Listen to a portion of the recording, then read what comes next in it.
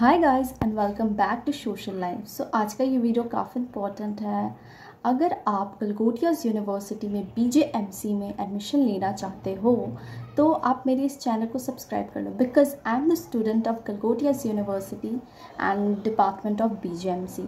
सो guys, अभी तक जो भी मैंने एक्चुअली 6 to 7 मंथ्स उस यूनिवर्सिटी में बिता लिया है और मेरे फर्स्ट सेमेस्टर भी फिनिश हो चुके हैं एंड हमारी सेकेंड सेमेस्टर की मिड टर्म की एग्ज़ाम्स बस आने ही वाली है।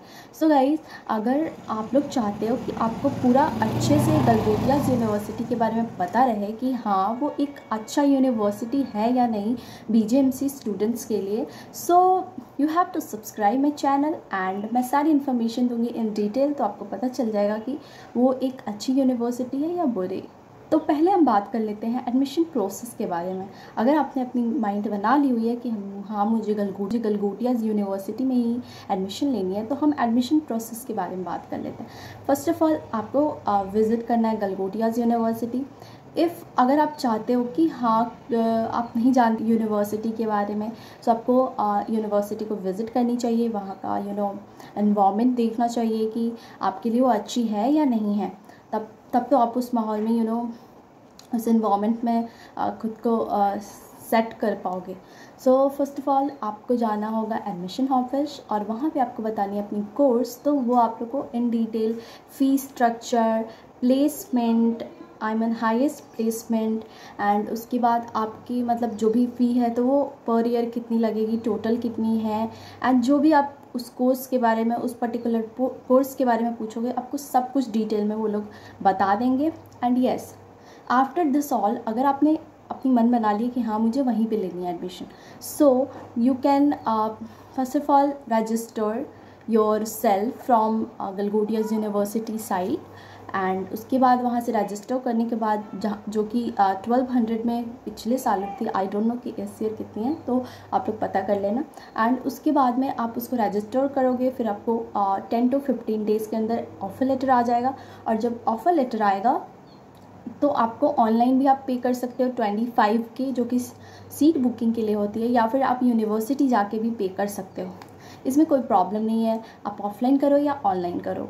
सो और ये जो 25 के सीट बुकिंग के लिए होती है ना, वो नॉर्मल चीज़ है। सो मैंने भी की हुई थी जब मैं एडमिशन ले रही थी, और ये बाद में आपके फ़ी में इंक्लूड हो जाता है। लाइक आपके फर्स्ट ईयर की फ़ी जैसे कि BJMC की 92,000 है मेरी, सो मैंने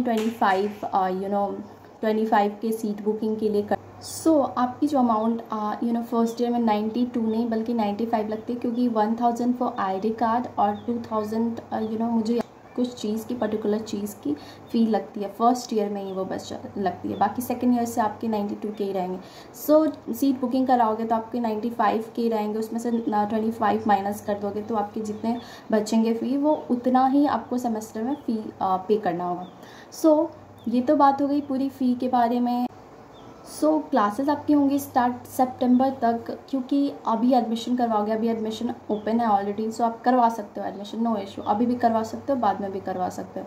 एंड मैंने स्टार्टिंग में ली थी तो मुझे कोई सा भी एंट्रेंस एग्ज़ाम देने की ज़रूरत नहीं पड़ी थी, मेरी डायरेक्ट एडमिशन हो गई थी, मुझे बस पैसे पे किए मैंने। और येस, एलिजिबिलिटी क्राइटेरिया आप उसके बारे में मत भूलना, क्योंकि अगर आपके 60% से 1% भी मार्क्स कम होंगे ना 12th बोर्ड एग्ज़ाम में, तो फिर आपका एडमिशन वहाँ पे नहीं होगा। ये बात को अपने दिमाग में बिठा लेना, क्योंकि उसकी यहाँ क्राइटेरिया ही है कि अगर 60% से कम हुआ तो आपकी एडमिशन नहीं होगी।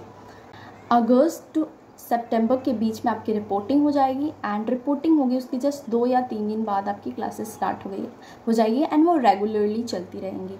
सो वीक्स में बात कर ले तो मैं जब फर्स्ट सेमेस्टर में थी तो मेरे वीक्स में बस 4 दिन क्लासेस होते थे और 3 दिन बंद रहती थी। एंड अभी सेकेंड सेमेस्टर में हूँ, सो सेकेंड सेमेस्टर में मेरी 5 दिन क्लासेस होती है, 5 दिन क्लासेस होती है और 2 दिन बंद रहती है। बाकी बात कर ले पढ़ाई की, तो मुझे पढ़ाई वहाँ की बहुत ही अच्छी लगती है। फैकल्टीज़ जो है वो काफ़ी अच्छे से समझाते हैं, अगर आपको समझ में नहीं आता तो आप बार बार पूछो, वो बताते भी हैं।